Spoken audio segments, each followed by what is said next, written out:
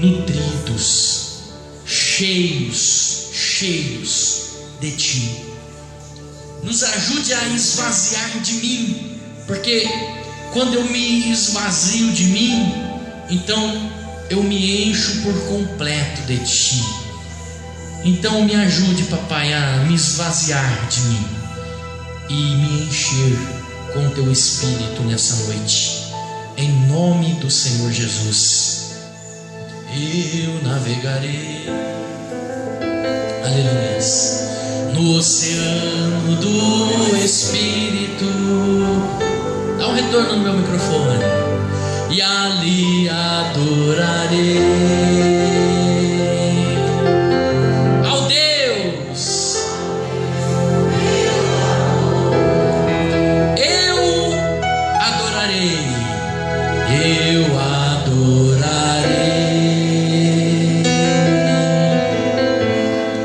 ao Deus da minha vida, que me compreendeu, que me compreendeu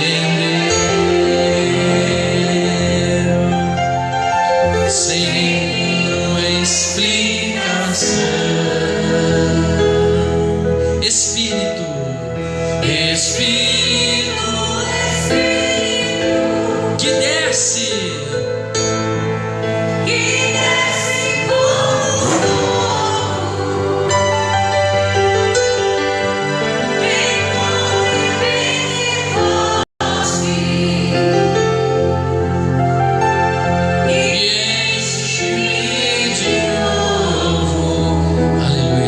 desse louvor, porque ele diz assim que nós precisamos nos encher de novo, enchermos com o Espírito Santo.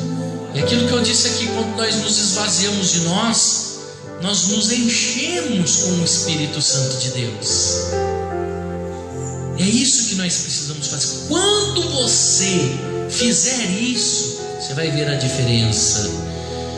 Espírito, Espírito, que desce como fogo, vem como em Pentecostes e enche-me de novo. Eu adorarei. Eu adorarei. Adore ao Senhor nessa noite, ao Deus da minha vida, porque Ele nos compreende. Sem a gente entender, Ele compreende. Sem nenhuma explicação. Sem nenhuma explicação. Espírito, Espírito,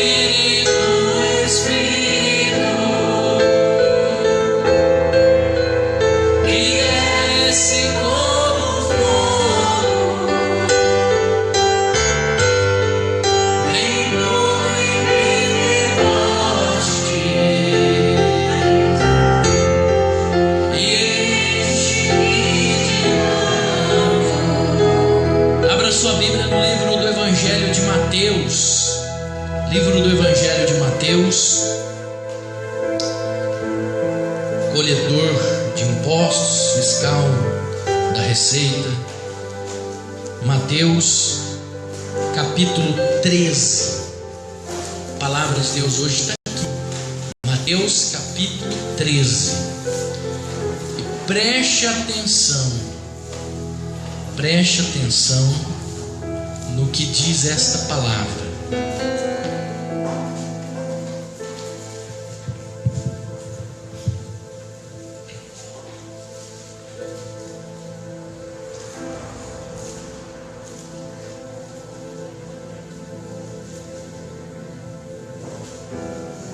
Todos acharam?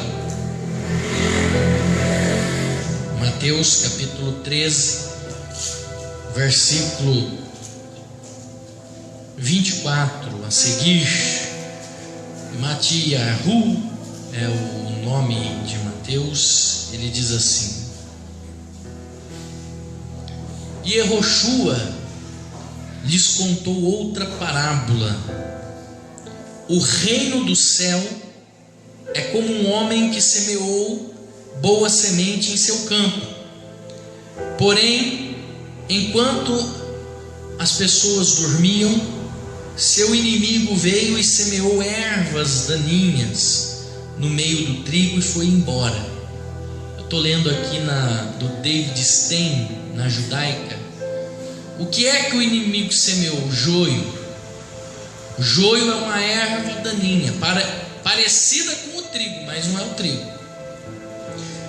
Quando o trigo brotou e formou espigas, o joio também apareceu.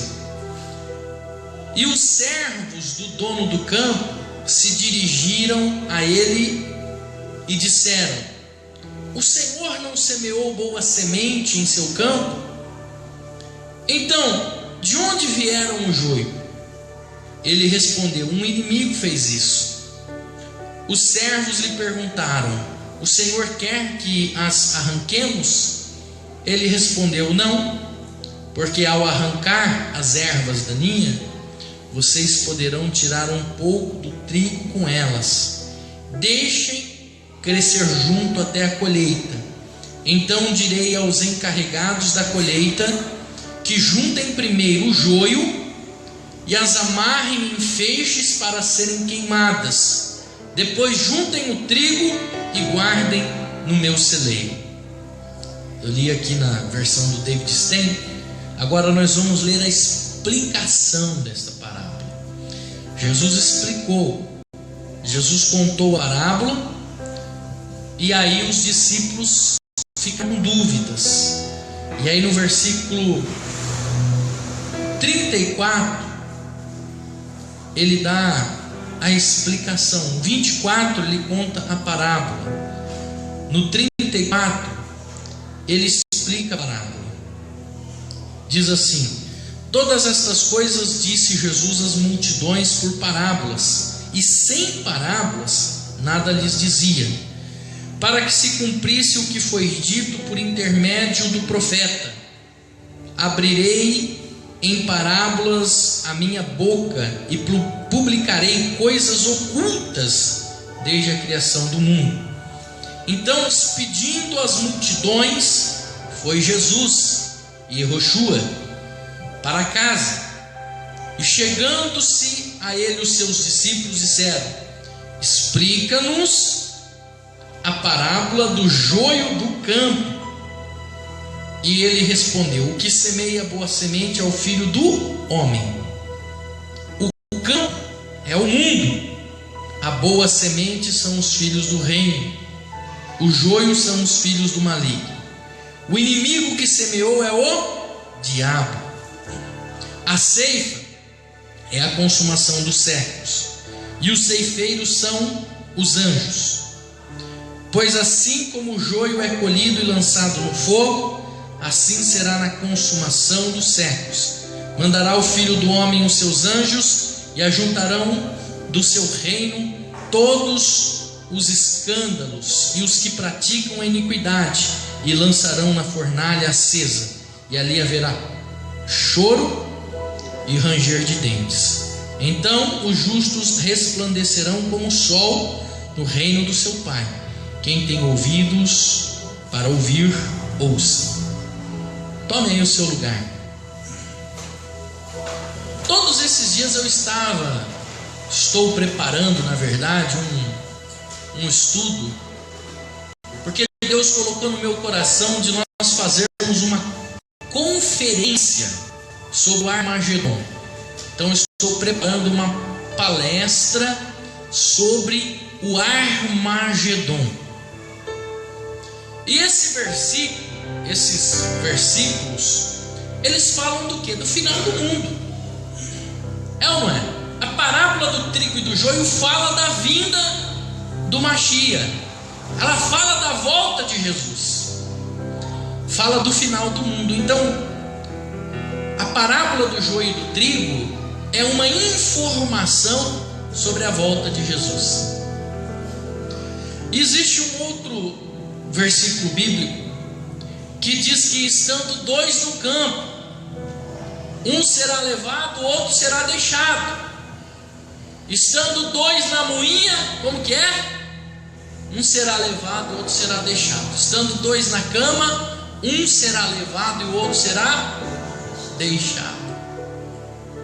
E aí você faz um raciocínio lógico. Quem é que vai ser levado? Quem é que vai ser levado? Estando dois no campo, um trabalhando, os dois trabalhando, e um será levado e o outro será deixado. Quem é que vai ser levado? Quem é que se arrisca a dizer? Quem é que vai ser levado? Quem é que vai ser tirado? Os justos, o que mais?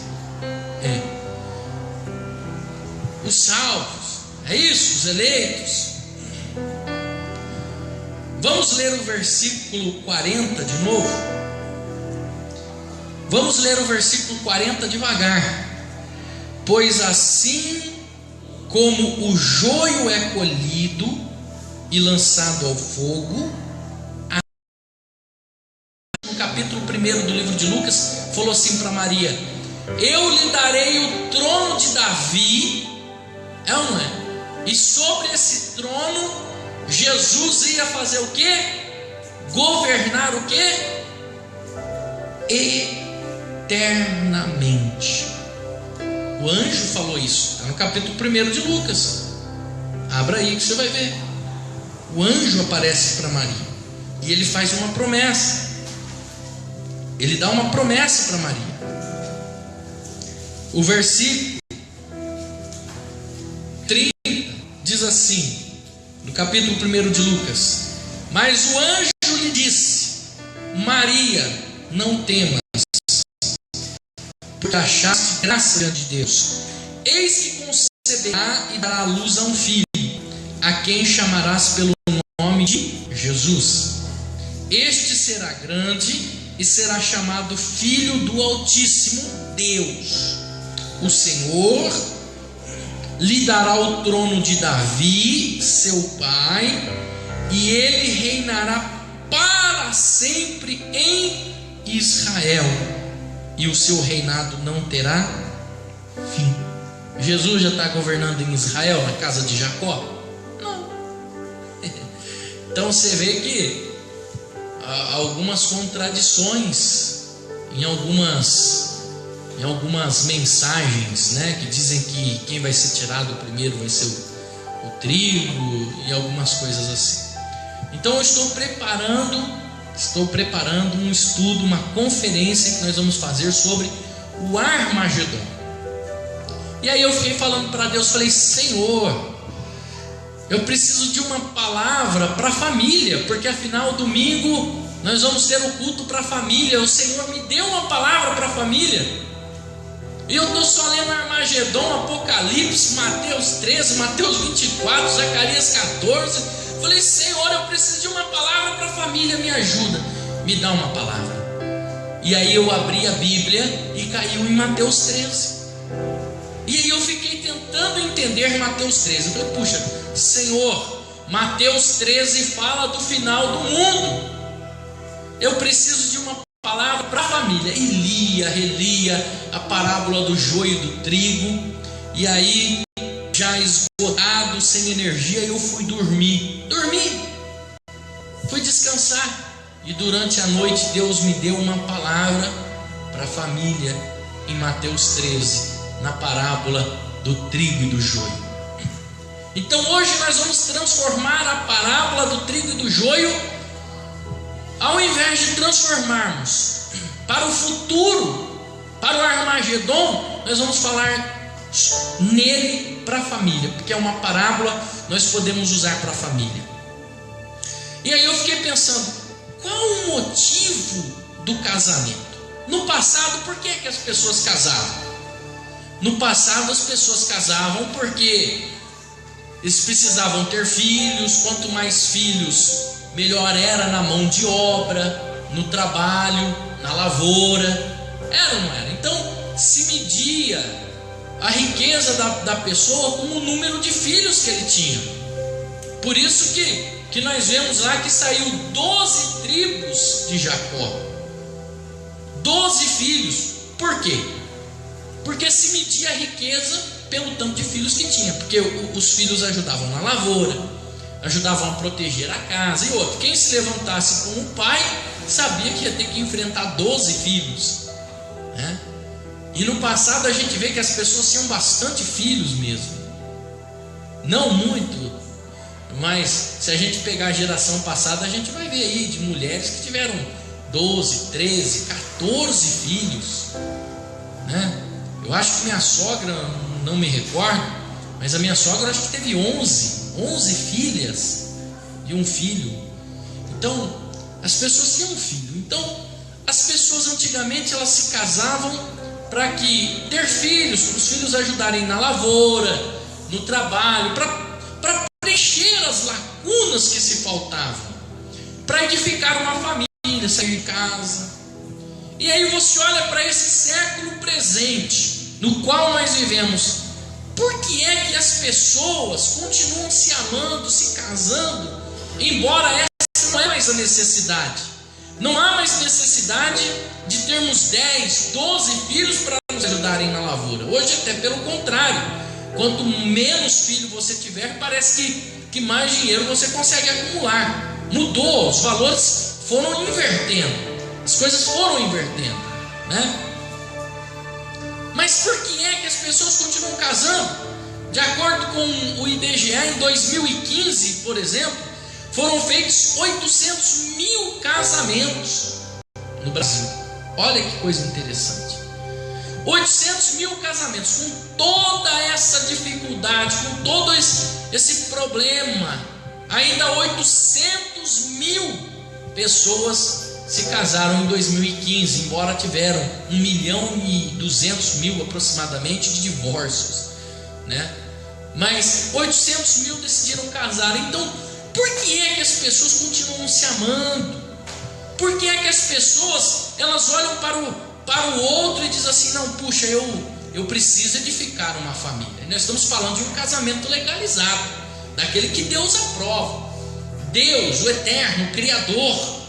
Nós não estamos falando aqui nem de Jesus, do próprio Deus que criou o casamento.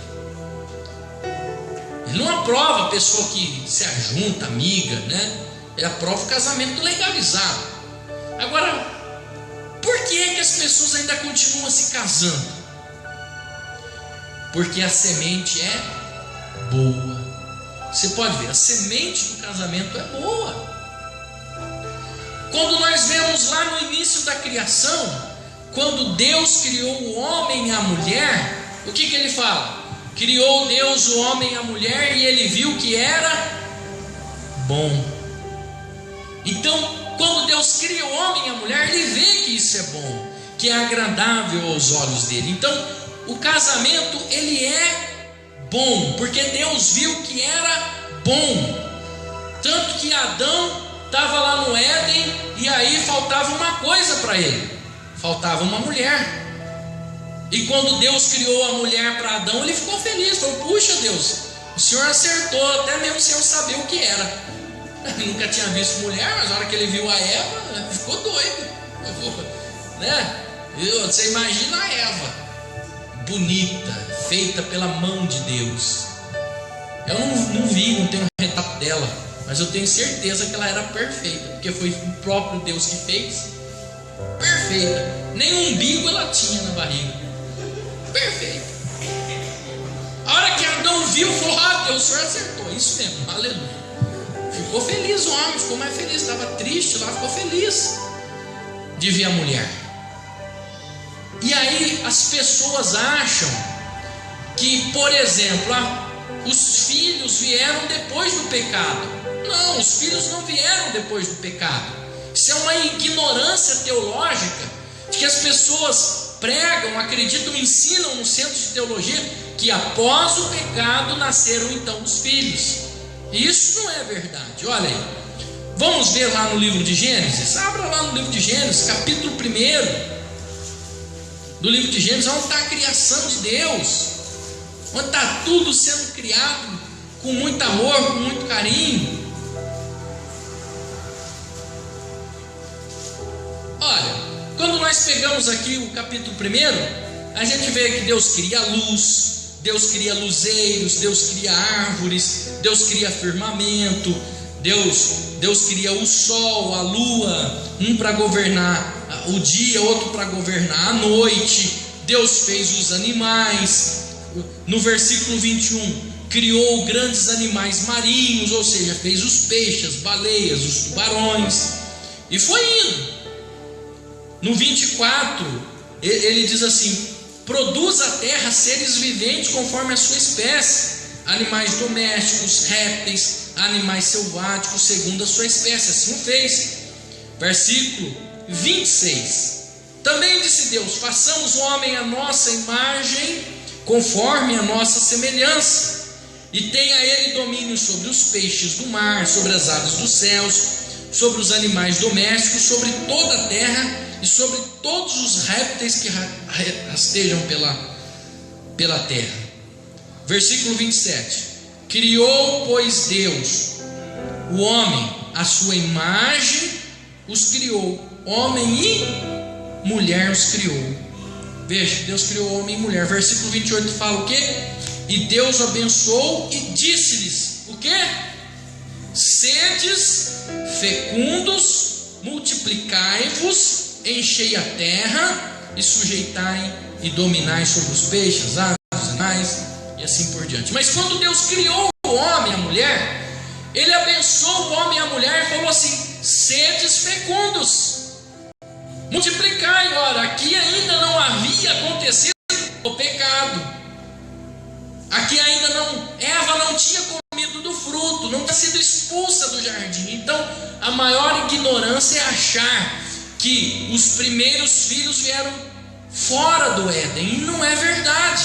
Quando Deus criou um macho e fêmea para cada animal, por que Deus criou o cachorro e a cachorrinha? Para quê? Para multiplicar, encher a terra. É ou não? Para que Deus criou homem e mulher? Para não ficar olhando para a cara do outro, sentar lá e ficar olhando: oh, você é bonito, você não tem umbigo, né? Eu também não. Ai, Eva, ai, que lindo. Não, Deus criou o homem e a mulher e diz assim: ó, enchei-vos e multiplicai-vos. Não precisa nem falar o que era para eles fazer, né? Enchei e multiplicai. E Adão ficou feliz com essa ideia de encher e multiplicar, né? Ficou contente. Então, o projeto original de Deus, qual que era? O casamento, a família. A família é o projeto original de Deus. Eu não posso transgredir o projeto original de Deus. Por exemplo, essa caixa de som aqui, ó. Qual é o projeto original da caixa de som? Produzir som. Ela não foi feita para produzir som? Só que aí a caixa de som estragou, não dá mais para arrumar, não tem mais como trocar os alto-falantes. Aí a gente pega essa caixa de som e planta uma flor dentro dela, aproveita ela para fazer um vaso. Ela foi reaproveitada, ou seja, o projeto original dela era produzir som, mas nós reaproveitamos para fazer um vaso, ou pintar, fazer de mesinha para as crianças. Não, né? Às vezes a gente não aproveita alguma coisa que o projeto original não era aquele. Mas o casamento, ele não é esse segundo projeto aproveitado. O casamento é o projeto original. Deus criou ele como um projeto original. Deus não criou o casamento como um vaso de flor. Deus criou ele como um projeto original de ser família. Por isso que ele é uma semente boa. É a semente boa. O casamento é a semente boa, porque foi Deus que fez a criação do homem e da mulher. Tanto que quando Deus cria, ele diz assim: e viu Deus que era bom. Ele viu que aquilo era bom, ou seja, era perfeito. O homem e a mulher era a obra-prima de Deus. Embora ele criou os animais, ele criou os céus, ele criou tudo, mas quando ele viu que ele criou o homem, então ele diz assim: e viu Deus que era muito bom. Ou seja, era perfeito. A família ela é perfeita. Hoje se prega contra a família, se prega a desvalorização da família, porque como que um homem pode reproduzir com outro homem? Como que uma mulher pode reproduzir com uma outra mulher? Mas nunca. Então isso não é criar família, não é formar família. Formar família é o projeto original de Deus, é uma semente boa. Por isso que a igreja ela continua acreditando na família. Por isso que o livro do Gênesis 1, 26, ela abre falando da família. E o Apocalipse, a última página do Apocalipse, lá no 22, 17, encerra falando de esposa. Então a Bíblia abre falando de família e encerra falando de família, porque a família é boa, é um matrimônio. Afinal, o matrimônio é um projeto de Deus para nós. O matrimônio está no ápice da salvação. Ela é importante para nós, o matrimônio. Paulo ele falou assim que Cristo, ele amou a igreja como noiva. E somos a noiva, não é? A igreja não é a noiva do Mashiach? É a noiva. Então você vê que isso envolve até salvação. Então a igreja, ela é a família, o matrimônio é uma semente boa. Matrimônio é uma bênção, não um castigo. Matrimônio, coloque isso no teu coração, grave isso. Matrimônio é uma bênção, não um castigo. Porque tem gente que fala assim: tive que casar com esse tribufu aí, ó. Agora tem que aguentar essa peste do meu lado aí, até o dia que ele morrer. Dura ela nem imaginar que essa pessoa vai viver 90 anos. Pensou? Tem que viver ainda com essa pessoa do lado 90 anos. Isso é um castigo. Foi um castigo eu casar com essa pessoa. Não é castigo. O matrimônio não é um castigo, né? É uma semente boa. Aí você fala assim, você pergunta para mim: mas pastor, me explica, como que o senhor pode me explicar que o casamento, que o matrimônio é uma semente boa, porque eu estou sofrendo desde o dia em que eu casei? Essa era a pergunta dos ceifadores, lá na parábola do joio e do trigo. Olha, me explica, se é semente boa, por que tem joio no meio? Por que o joio está aí no meio? Pastor, o senhor consegue me explicar? Se o matrimônio é uma coisa boa, é uma semente boa, é trigo, por que eu estou sofrendo desde o dia que eu casei? Ah, o senhor não conhece meu marido não, pastor. Se o senhor conhecesse meu marido, se o senhor conhecesse a minha esposa só reclama da comida, reclama da água, reclama do sol, reclama da chuva. Minha esposa só reclama de tudo. E o meu esposo, pastor, semente ruim, pastor, desde o dia que eu casei. No dia do meu casamento, eu descobri que ele bebia, pastor. No dia do meu casamento, ele brigou com meu pai. Você precisa de ver a confusão que ele arrumou no dia do meu casamento. Brigou com meu pai lá no dia do meu casamento. Como o senhor me explica, pastor? Meu marido é joio. No dia do meu casamento eu casei. Ele ficou lá se engraçando com as mulheradas no casamento. Olhou para uma sobrinha minha. Olha, só porque ela estava com a saia assim um pouco em cima do umbigo. Não, pastor, isso aí não é semente boa não. Isso é joio. Isso aí não é semente boa não. Desde o dia que eu casei, eu estou sofrendo com esse marido que eu tenho. Então, o senhor me explica. O senhor pode me explicar? A explicação que eu te dou é a explicação do pai da família na parábola do joio. Qual foi a explicação que ele disse? O que diz no versículo 25 do capítulo 13? Ele diz assim: enquanto dormia, veio o inimigo e semeou o joio no meio do trigo. Duas coisas que eu aprendo aqui. Quando é que o inimigo semeou o joio? Quando você dormia. Dormiu. E esse sono é um sono espiritual. A pessoa dorme espiritualmente e não vê o inimigo. E agora, aonde foi que o inimigo semeou o joio? Explica para mim, aonde o inimigo semeou o joio? No meio. Olha só, lê o texto que você vai entender. O versículo 25: o inimigo veio e semeou o joio no meio do trigo, não do lado. Não foi do lado, foi no meio. No meio é a expressão para falar sobre o diabo, porque a palavra diabolos significa aquele que se apresenta no meio, ou aquele que coloca uma barreira. O que é no meio? No meio. O inimigo semear no meio. Pra você entender, vem cá, irmã Magda. Vou explicar para você, vem cá, irmão Lércio. No meio, o inimigo semeou no meio. A palavra diabolos é aquele que coloca uma barreira. Aonde? No meio.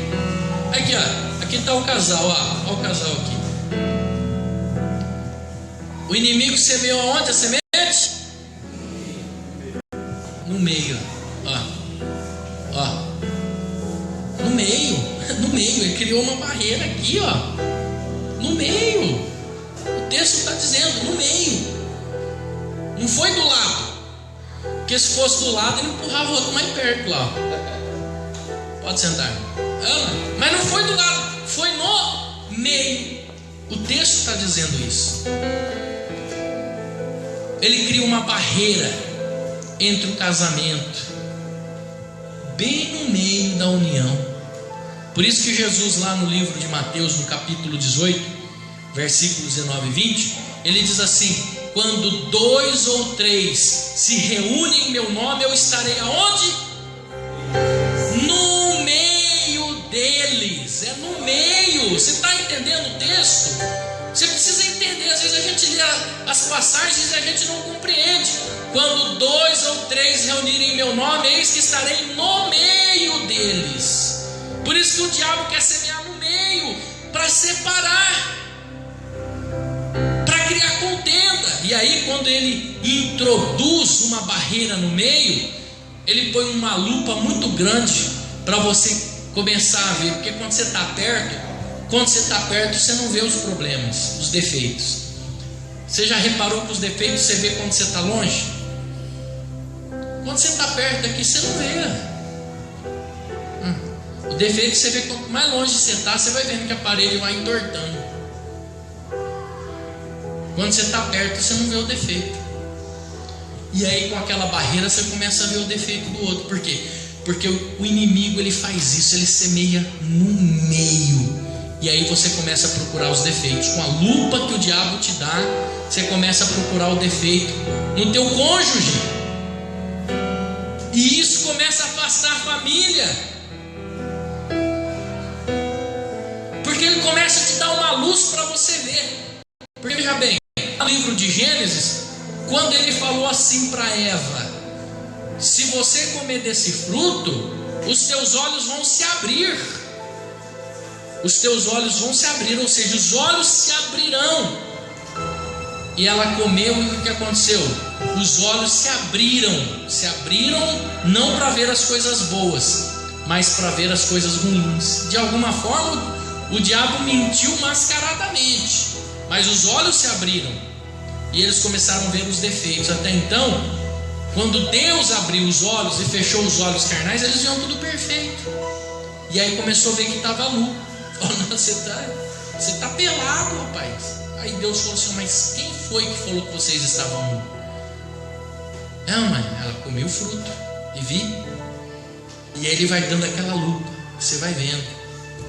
Outro dia eu acordei de manhã cedo, tinha que resolver um problema, fui fazer a barba. A hora que eu acendi a luz, estava meio tem aquela luz em cima do espelho. A hora que eu acendi a luz, eu falei, misericórdia, meu Deus do céu, o tanto que eu sou feio. Eu falei, não, tá alguma coisa errada. O inimigo ele vai fazendo isso. Ele semeou o quê? A semente ruim no meio, não foi do lado. O casamento, o matrimônio é uma semente boa. É semente boa, mas o inimigo vem e semeia a semente ruim no meio. Só que aí tem um segredo nesse texto. E esse segredo você precisa entender, você precisa ser inteligente. O texto diz assim no versículo 25: mas enquanto os homens dormiam, veio o inimigo, semeou joio no meio do trigo e foi embora. É isso que ele faz. Ele semeia a semente ruim e vai embora. Ele deixa você com um problema, ele deixa você resolver, ele deixa você se danar, para não falar outra palavra. É isso que ele faz. Ele vem, planta a semente, vai embora.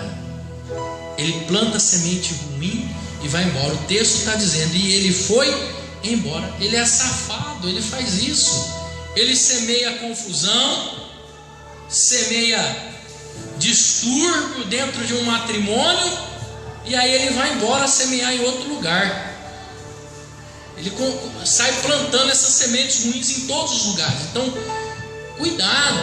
Nós temos que tomar cuidado quando a semente ela é do inimigo, porque o matrimônio é uma semente boa, mas no meio dessa semente boa o inimigo planta semente ruim. E aí você tem que ser esperto. Quando você começa a relaxar no casamento, por exemplo, é porque você está dormindo. Você começa a dormir, é um sono, você começa a dormir. E aí você começa a deixar o inimigo semear coisas ruins no teu casamento. Antes de casar era tudo bonitinho. Depois que casou, começa a ser relaxado. O homem então nem se fala. Eu costumo dizer que o homem mostra o tanto que ele gosta da esposa dele pela unha do pé dele. Você vê aquele homem com aquela unha tudo grande. Tem uns que tem até bicheira embaixo, até nojo. Começa a ficar relaxado. Levanta, não quer mais escovar o dente. A mulher tem que falar, vai escovar o dente, vai pentear esse cabelo, vai fazer isso, vai fazer aquilo. Relaxado. Quando era noivo passava talquinho no pé, agora aquele chulé dentro de casa que nem aguenta. Tá dormindo no ponto. E aí o inimigo está só plantando a sementinha, O inimigo está só semeando a sementinha. E a mulher vai se distanciando, porque, poxa, que negócio é aquele lá? Deitado do lado de um camarada assim, o negócio é ruim. Não é. O cara abre a boca, a mulher cai do outro lado desmaiado. Vai relaxando. Chulé. Isso é normal, irmãos. Eu aprendi uma coisa. Eu tinha chulé. Falei, que negócio, esse negócio tem que acabar. Aí eu aprendi que tinha que usar meia só de algodão. Isso aqui não como que eu posso dizer? É ciência, isso aqui é ciência. Isso foi confirmado pela ciência. A meia ela tem que ser 100% algodão. Ela não pode ser 85% algodão, não sei quanto poliéster, não sei quanto não sei o que. Tem que ser 100% algodão. Quando é 100% algodão, não dá chulé. Tem que ser 100% algodão. Então, poxa, compra uma meia que é 100% algodão. É mais caro? Pouca coisa, mínima coisa. Não, aquela lá na banca comprar 10 par de meia por R$5. Nem algodão tem na meia. É só a garrafa PET desfiada. Aí chega pra mulher, dá um beijinho no meu pé. Tem irmã que falou, misericórdia. Pastor, eu jantei lá na igreja. Do outro lado também a mulher. A mulher também, sabia? A mulher também tem mulher que relaxa. Você fala assim, puxa, quando eu casei com a minha mulher ela não tinha bigode? Agora minha mulher tem bigode? Aquela verruga, tem uma verruga aqui do lado que nasce aqueles pelão assim, ó. Dá até para afinar violão. Dom, dom, dom, dom, dom, dom, dom. Tem que se cuidar, irmão. O nosso matrimônio, ele tem que ser cuidado todos os dias. Todos os dias. A mulher tem que se cuidar, o homem tem que se cuidar. Quando você não se cuida, o inimigo que semeia uma semente. Aí você fala, pastor, mas nós é pobre. Irmão, isso não tem nada a ver com pobreza. Tem pessoas que são humildes, não tem muito recurso financeiro, e são pessoas limpinhas. É ou não é? Pessoas, isso não tem nada a ver. Isso não tem nada a ver. A pessoa tem que se cuidar. Lavar a roupa, né? Passar a roupa, a camisa você usa um dia só. Outro dia eu fui em Americana, falei assim para minha mãe, não sei o que está acontecendo. Tem umas camisas que eu comprei, eu acho que elas encolheram. Sei lá, não está servindo nada. Eu fui em Americana e comprei pano, minha mãe costureira, para fazer camisa. Ela falou, mas você comprou muito pano. Eu falei, fala umas 2 ou 3 aí. E ela fez. Aí minha esposa falou, o quê? Você não vai usar as 2. Você tem que esperar uma gastar para você usar outra, porque você não vai falar que você não está trocando de camisa, que são iguais. Então espera uma se consumir, joga fora, depois você põe a outra em uso, né? E aí tem as novas que eu nunca usei, que acho que encolheu também, sei lá, acho que encolhe, fica guardada, né? Mas irmãos, o cuidado é fundamental. Isso eu estou dando um exemplo, mas essa é a semente que o inimigo põe no meio do casamento. Põe no meio. E ele põe e vai embora. É isso que ele faz. O casamento, o matrimônio, ele acontece todo dia. Afinal, eu acho errado a pessoa perguntar assim, quando você casou? Eu casei no dia tal, no ano tal. Não. Quando você casou? Hoje. Nós casamos todos os dias. A data do seu matrimônio tem que ser todos os dias. Todos os dias você precisa casar, renovar as suas alianças. Todo dia. E o joio, a semente que o inimigo planta. Quem já viu o joio? O joio é igualzinho o trigo. Você pega o trigo e você pega o joio, você não consegue distinguir.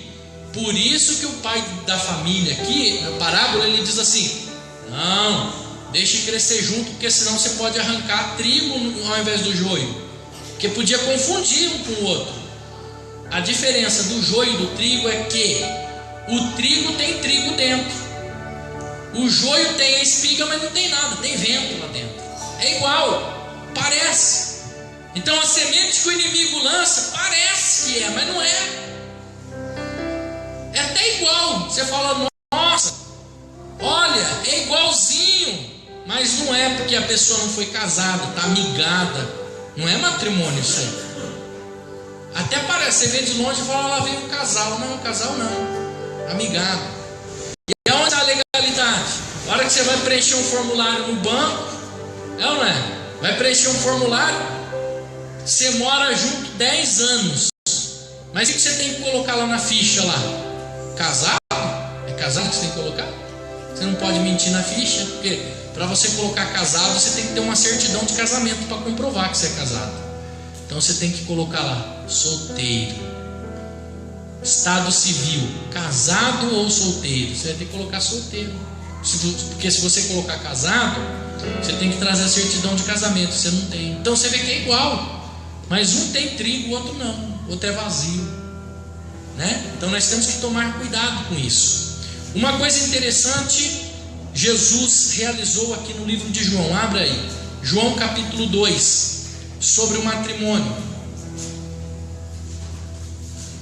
João capítulo 2, o que acontece aqui em João capítulo 2? Jesus está indo em um casamento em Caná, na Galileia. E nesse casamento, olha o que acontece. 3 dias depois, houve um casamento em Caná da Galileia, achando-se ali a mãe de Jesus. Jesus também foi convidado com os seus discípulos para o casamento.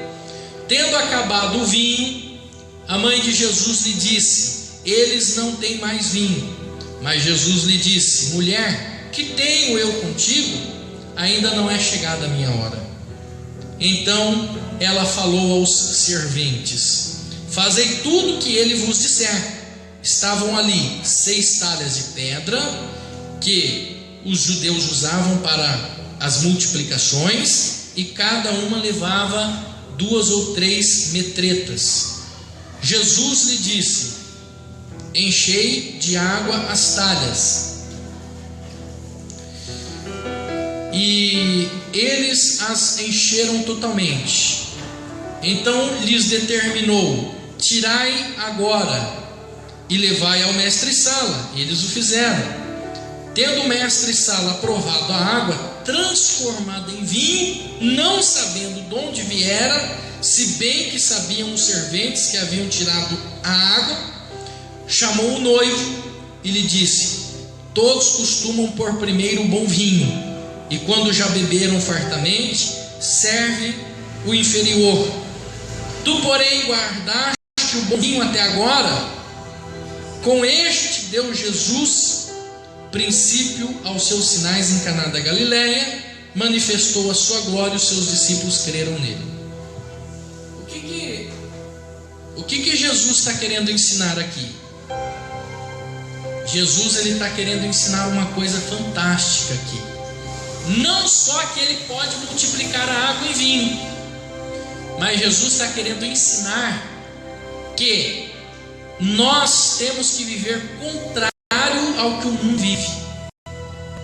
O costume era, depois de estar todo mundo bêbado, embriagado, dar bom vinho primeiro. Depois que estava todo mundo bêbado, servia o vinho ruim. Ninguém ia perceber, já estava bêbado mesmo. Dava ruim para eles. Jesus, ele faz aqui um ensinamento para nós. Ele mostra que o nosso matrimônio, nós temos que servir o vinho bom.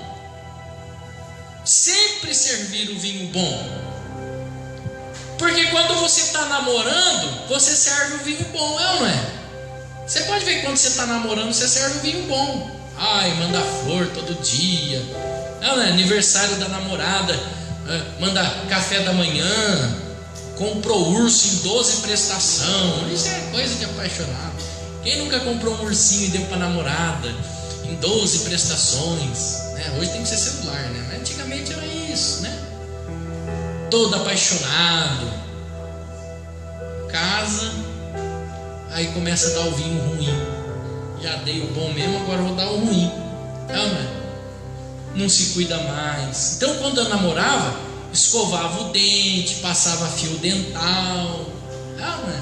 Se cuidava, isso era o vinho bom. Agora que casou, não escova mais o dente. A barba tem que deixar, a barba é de Deus. Vai beijar. Ai, amor, vem dar um beijinho. Ai, minha mulher não quer mais beijo meu. Claro, aquela cascona de feijão no dente, dá até nojo. O que é, amor? Vem aí, você vai falar pertinho, aquela casca de feijão escapa, gruda, bate bem na testa da mulher. Isso é o vinho ruim. O vinho bom, Jesus está dizendo aqui, mesmo depois, olha o mestre-sala, puxa, dá o bom primeiro, depois dá o ruim, e agora vocês deram o bom e está dando o melhor ainda. Depois que casa tem que dar o melhor ainda. É isso que Jesus está ensinando. Casou, teve o vinho bom, agora nós vamos dar o melhor que tem, a safra melhor. Porque se a namorada é digna, mais digna é a esposa. Mais digna é a esposa. E é assim que nós temos que fazer. O matrimônio, ele é todo dia. Todo dia ele tem que acontecer na nossa vida. E nós temos que encontrar na nossa casa isso, uma família abençoada, um lugar de repouso, o lar, doce lar. Tem gente que coloca plaquinha porque comprou lá em Pedreira, ai que bonito, lar, doce lar. Mas tem que ser, porque nós vivemos numa pressão todo dia. Olha a pressão que o mundo nos coloca. Você tem que ser bom no trabalho, você tem que produzir, você tem que vender, você tem que fazer isso, você tem que fazer a diferença. O mundo te dá uma pressão, não porque você tem que ter o melhor projeto, porque você tem que tocar a melhor música, porque você tem que fazer isso. Então você vai sobrecarregando, você vive naquela pressão de que as pessoas exigem que você seja o melhor. Na tua empresa você tem que ser o melhor, senão vão mandar você embora, vão substituir por outro, e você vive naquela pressão. Então você tem que chegar em casa e aliviar. Nós temos que ter o nosso momento de fraqueza, de chorar. É ou não é? Quantas vezes aqui na igreja eu tive que me manter forte, com pulsos de ferro, em reuniões de ministério, em causas difíceis que nós tivemos que resolver, e saía daqui as pessoas, nossa, o pastor Fábio é firme. Mas eu chegava em casa, chorava nos ombros da minha esposa, chorava, mostrava a minha fraqueza para ela. Tá difícil. Falava para ela, tá difícil, acho que eu não vou ser mais pastor não. Como é difícil lidar com o ser humano. E aí, calma, amor, vamos orar. Não é assim. Então a gente vive na pressão, mas chegar em casa a gente tem, é igual quando você está com dor de barriga, ou problema de flatulência. Porque no mundo é assim, você pode ver, em todo lugar tem. Sorria, você está sendo filmado. Sorria, você está sendo filmado. Então no mercado você está sendo filmado, na loja você está sendo filmado, teu patrão está te filmando, tudo. Você vive na pressão, é a mesma coisa. Você está naquela flatulência, você precisando aliviar e não dá. Tem alguém aqui, tem alguém ali, você fica naquele sufoco, naquele desespero. Você não vê a hora de chegar em casa e sentar no vaso. A hora que você senta no vaso, para você aquele é o melhor lugar do mundo. Mano. Existem outros lugares melhores, mas naquele momento, quando você está com dor de barriga, no ônibus, o ônibus demorando, o trânsito que não anda, qual é o melhor lugar do mundo? A hora que você senta no vaso. Você faz o quê? Você alivia. Não estou mentindo não. Você está achando que eu estou falando besteira aqui? Arranca um sapato e taca na minha cabeça. Não é? Você não vê a hora de chegar em casa. É a mesma coisa, irmãos. É a mesma coisa. A nossa vida é uma pressão lá fora. É uma pressão. Pressão sobre pressão. Você não vê a hora de chegar em casa, de falar, graças a Deus eu cheguei em casa. Tem gente que não tem esse prazer não. Tem gente que, ai meu Deus, está dando a hora de ir embora. Faz hora extra no trabalho, pega o ônibus que está mais vazio. Quem tem prazer de chegar em casa, pega o ônibus mais cheio. Faz o caminho mais curto, não, faz o caminho mais longe, ainda para no boteco para tomar uns goró antes. Vou tomar porque ao chegar em casa, só Deus sabe o que essa mulher vai falar, meu Deus. E agora as mulheres também estão lá, bebendo também. Já era feio o homem beber, mulher beber então, meu Deus.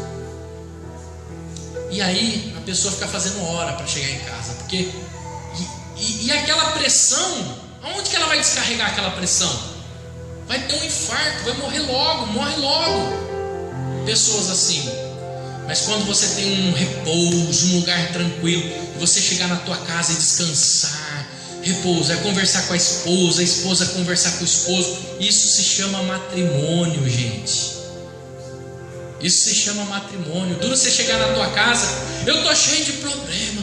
Ai, você vai contar para a esposa, não quero saber, quero ouvir não. Ai, meu Deus, meu Deus do céu. Por isso que tem gente pulando da ponte, se matando, se suicidando. Não é? Quem é bem amado não se mata, não se suicida.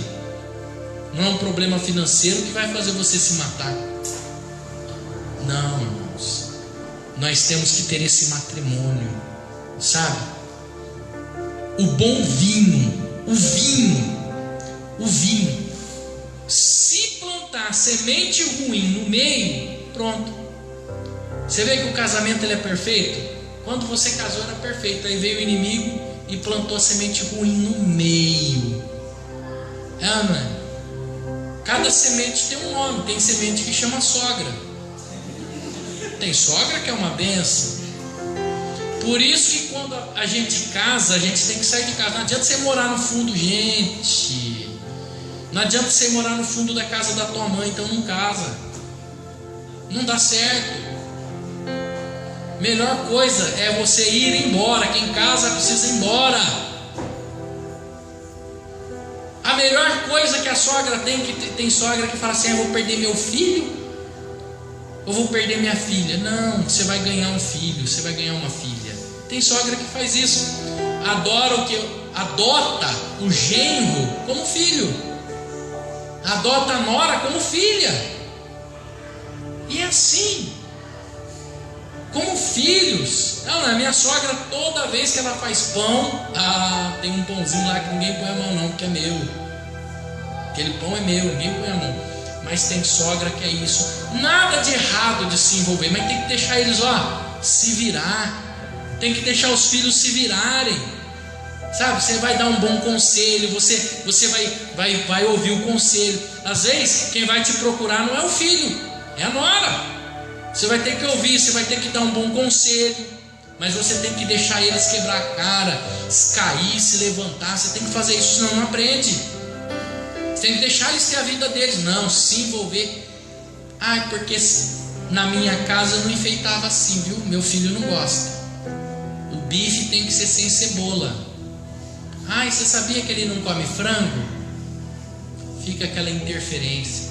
Tinha um amigo meu que ele dizia para mim, falou assim: olha, eu não vejo a hora de mudar da casa da minha sogra. Casou, foi morar na casa do sogro. E ele falava assim que tudo tinha que fazer em silêncio.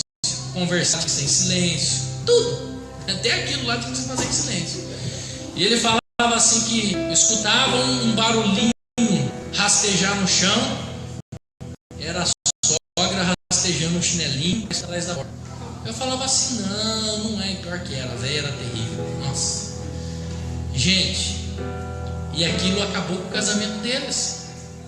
Acabou. Aquilo que era perfeito, uma sementinha destruiu aquilo que era perfeito.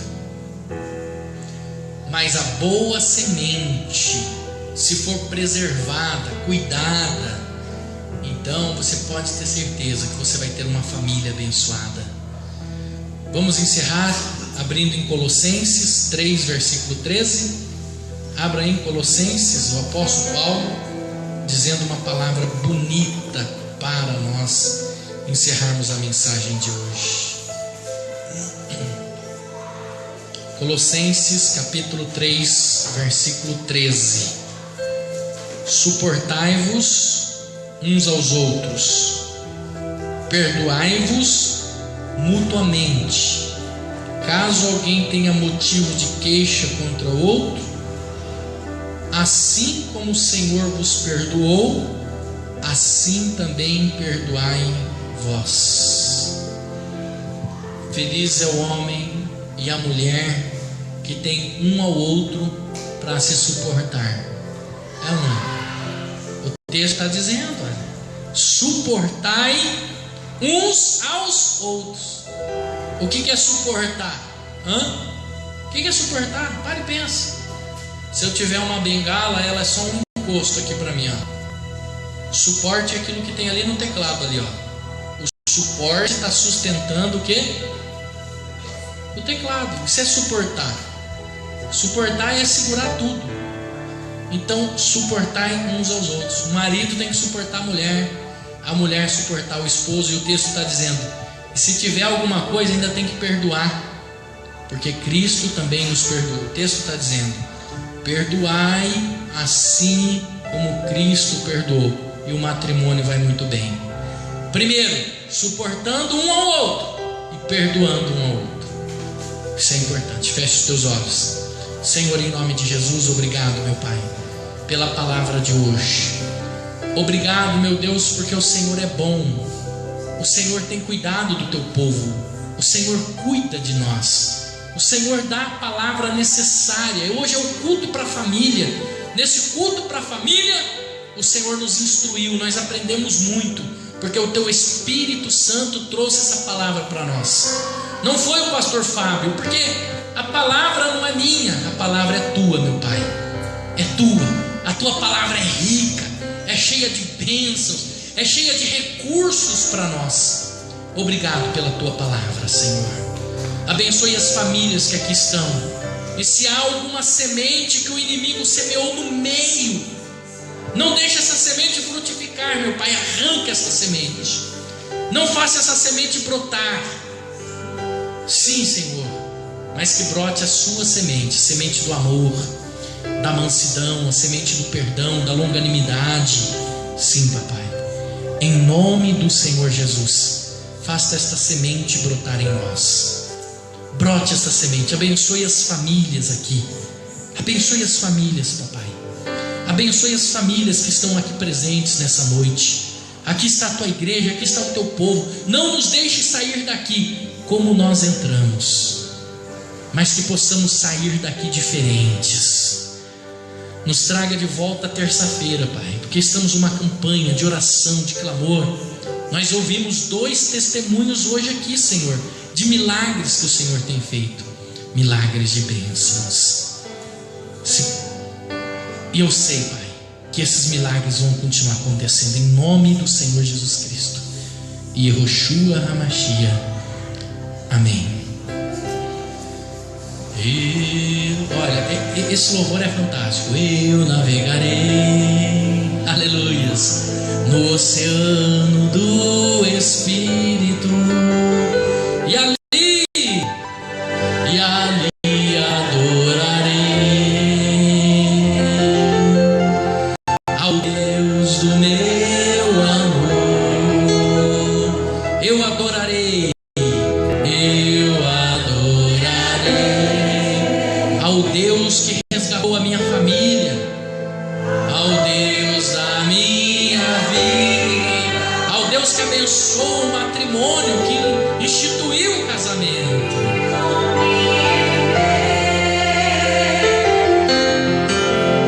Sem nenhuma explicação. Espírito,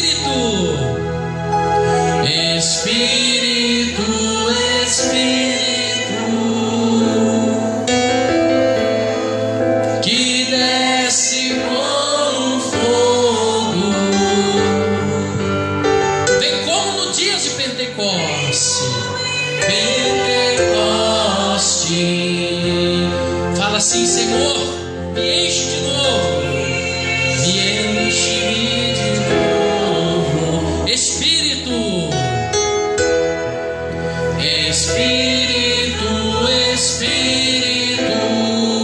desce na tua igreja hoje, que desce com fogo, vem como em Pentecostes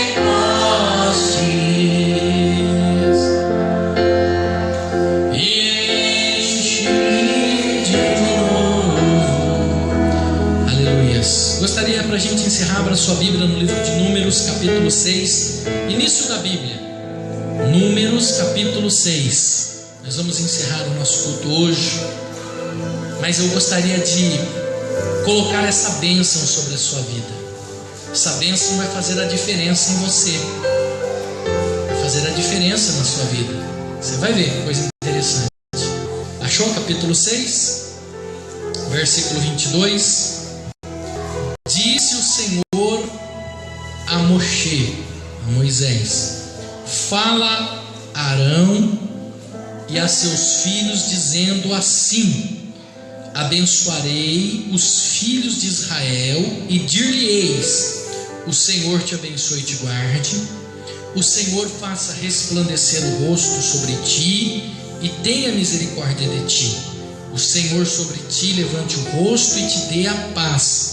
Assim porão o meu nome sobre os filhos de Israel e eu os abençoarei. Então veja bem, a bênção sacerdotal, essa é a única bênção sacerdotal que existe, não tem outra. A bênção sacerdotal, ela é dividida em 3 etapas. Guarda isso no seu coração, aprenda isso hoje. primeira parte da bênção sacerdotal é a bênção geral.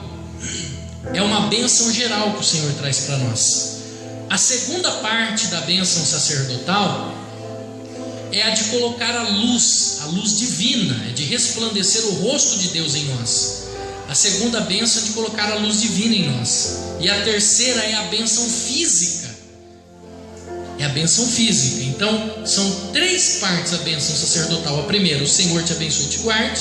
A segunda, o Senhor faça resplandecer o rosto sobre ti. E a terceira, o Senhor sobre ti levante o rosto e te dê a paz. São três partes que tem.